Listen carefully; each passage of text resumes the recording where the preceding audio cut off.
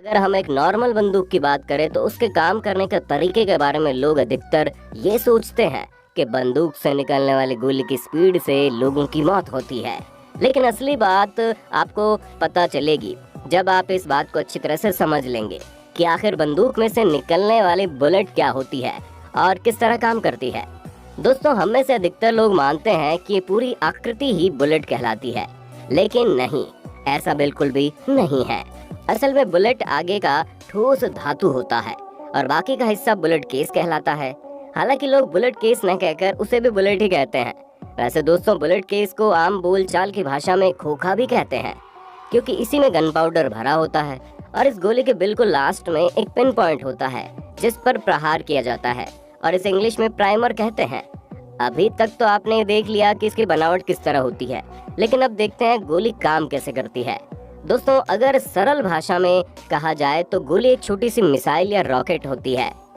क्योंकि जिस प्रकार रॉकेट का आगे का हिस्सा ही काम का होता है और बाकी का हिस्सा मात्र ईंधन लेकर जाता है, ठीक इसी प्रकार गोली के साथ भी होता है।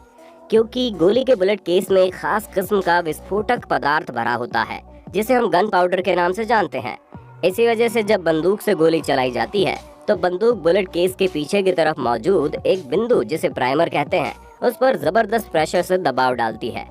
और जब प्राइमर पर दबाव पड़ता है तो उस पर लगा स्प्रिंग चिंगारी पैदा करता है और इसी चिंगारी से गन पाउडर में बड़ा ही तेज विस्फोट होता है, जिसकी वजह से बुलेट को आगे की तरफ जोरदार धक्का लगता है। बुलेट केस गर्म होकर फैलता है, जिस वजह से इसकी बुलेट पर पकड़ कमजोर हो जाती है और गन पाउडर के विस्फोट के कारण उत्पन्न हुआ जबरदस्त फोर्स बुलेट को तेजी से आगे की तरफ धक्का देता है। ऐसा होने पर बुलेट घूमते हुए तेजी से निशाने की ओर बढ़ती है। अब आप समझ गए होंगे कि हम पहले बुलेट को रॉकेट क्यों कह रहे थे, क्योंकि जिस तरह रॉकेट में पीछे फायर करके इसके ऊपर उड़ाया जाता है, ठीक उसी तरह प्राइमर में दबाव डालकर चिंगारी पैदा की जाती है ताकि गन पाउडर में आग लग जाए और बुलेट डायरेक्ट अपने निशाने की तरफ बढ़ जाए। पर दोस्तों, अब यहाँ सवाल ये आता है कि गोली लगने से आखिर मौत क्यों होती है।